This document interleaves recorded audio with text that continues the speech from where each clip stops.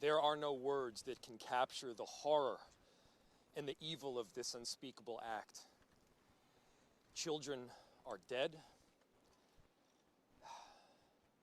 There are families that have a deceased child. You cannot put into words the gravity, the tragedy, or the absolute pain of this situation. We are a Minneapolis family. But to everybody out there, do not think of these as just somebody else's kids. Those families are suffering immense pain right now. Think of this as if it were your own. Every one of us needs to be wrapping our arms around these families, giving them every ounce that we can muster. These were Minneapolis families. These were American families. And the amount of pain that they are suffering right now is extraordinary. And don't just say this is about thoughts and prayers right now. These kids were literally praying. It was the first week of school. They were in a church. These are kids that should be learning with their friends. They should be playing on the playground.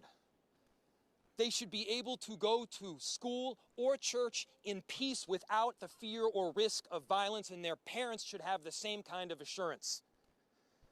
These are the sort of basic assurances that every family should have, every step of the day, regardless of where they are in our country.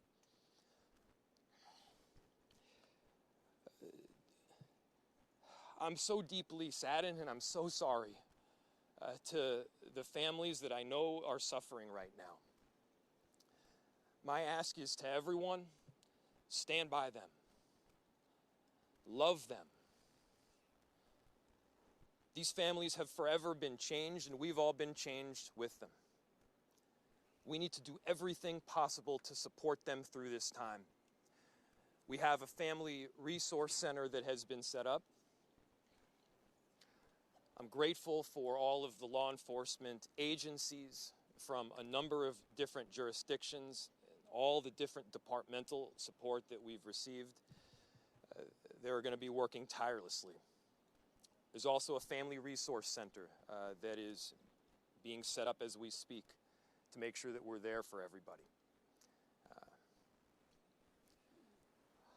Again, to the families that are suffering, to those that have experienced loss, I'm so deeply sorry. We're going to be with you every step of the way. We love you. This kind of act of evil should never happen, and it happens far too often. The chief will provide additional details. My name is Brian O'Hara, B-R-I-A-N, O''H-A-R-A. I am the Minneapolis Police Chief. Earlier today, just before 8:30 a.m., our city experienced an unthinkable tragedy. Minneapolis police officers responded to a report of a shooting at a mass that was happening at the Annunciation Roman Catholic Church on the block behind me. This worship service was marking the first week of school for children that are attending the Annunciation Catholic school. During the mass, a gunman approached on the outside, on the side of the building, and began firing a rifle through the church windows towards the children sitting in the pews at the mass. Shooting through the windows, he struck children and worshipers that were inside the building. The shooter was armed with a rifle, a shotgun, and a pistol. This was a deliberate act of violence against innocent children and other people worshiping.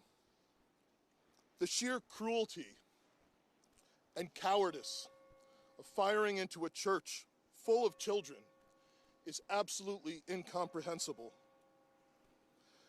Police officers from the Minneapolis Police Department immediately responded, entered the church, and attempted to provide first aid and rescue some of the children that were hiding throughout the building, while other first responders came and EMS responded to rush victims to nearby hospitals.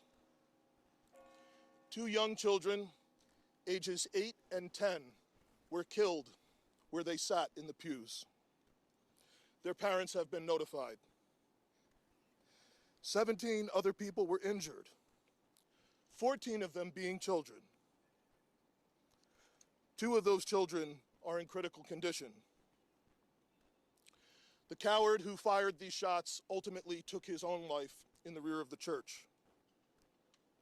Our hearts are broken for the families who have lost their children, for these young lives that are now fighting to recover, and for our entire community that has been so deeply traumatized by this senseless attack. We will stand together to protect our children, our schools, and our houses of worship. This deliberate act of violence is just a sign of cruelty that is beyond comprehension. Our hearts are broken for everyone that's been affected by this tragedy. As we begin the difficult path of healing, I want the community to know this, that even in the face of such evil, the Minneapolis Police Department and all of our law enforcement partners stand with our community. We stand with these families and with this parish. We will continue to be here for you. With that, the investigation is obviously in its preliminary stages, and I will attempt to take some questions to provide further information. Chief, what can you tell us about the suspect in this case? How old was he? Any kind of motivation? Any notes or any other information you might have left behind? So we were looking, the question was, what can be said about the shooter? We believe it is one suspect, a sole shooter. We believe he is deceased. He is in his early 20s, does not have an extensive known criminal history, and we are looking through information left behind to try and determine some type of motive. Yeah. How many kids at the school? How many children? There were, I don't have an exact, the question was how many children at the school. There were dozens of children inside the mass at the time. I don't have an exact count. The children have been relocated into the school, which is where their families are reunifying with them. Do we know if the shooter, other than the weapons, Reg. was the shooter a student, former student? Was he a former employee? Do we know that? The question was, do we know if the shooter was a former school employee or a former student? We don't have that information. Did he leave anything behind other than the weapons? There's a vehicle. The question was anything left behind? There's a vehicle that we believe that the suspect used that is being searched, and we will be conducting other searches related to this. Inside the parking lot here. There was some neighbors who said that the door to the church had been barricaded. Yep. Is that correct? So the question was, neighbors had said that the door to the church had been barricaded. The shooter approached on one side of the church building, and on that side, at least 2 doors, it appears there had been like a 2x4 placed. So not all of the doors around the building, but on the side where the shooter did fire. And on the outside? On the outside, yes. Shootings related. Were there any explosives that were found? The question was there any explosives? There were reports of that. There were no explosives or improvised devices that we found. I do believe there was one, I guess you would call it a smoke bomb, like not an explosive, but a sort of a firework that would release smoke. And which side of the building? North, south? The side that is closest to us, here, on this side, yeah. Incident related. So at these nearby homes? I don't have specific information on that I can release. Gunshot wound, this suspect? Yeah, the question was, is he dead from a gunshot wound? The answer is yes. We believe he took his own life in the parking lot. Was this outside or both inside that he was shooting? The question was he shooting outside and inside? He was absolutely shooting outside of the building, on the side of the church, inside through the windows. It appears he may have gone inside, but I don't believe we've located any casings inside the building. So I'm not certain if he fired also while inside. It appears, if not all, most of the shooting happened outside the building. Shooting related to any other shootings that happened in the last 24 hours? Yeah, Taylor's asking, is this related to any of the other shootings? This does not appear to be related to any other shooting in the city. You know approximately how many rounds were fired? The question was how many rounds.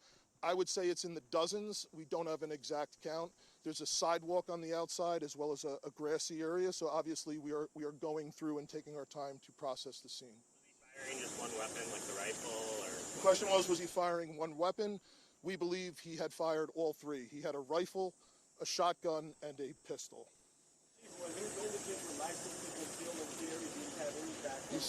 Were the weapons, was he lawfully carrying the weapons? I don't have that information, and I don't have any information on any significant criminal history either. Was he dressed at all in any tactical type of gear or anything? It appeared he had some black clothing on, his cargo-type pants. I guess you could interpret that as, you know, however you like. Right, ladies and gentlemen, thank you for helping us to get the information out today. We have a lot more work questions? that needs to be done.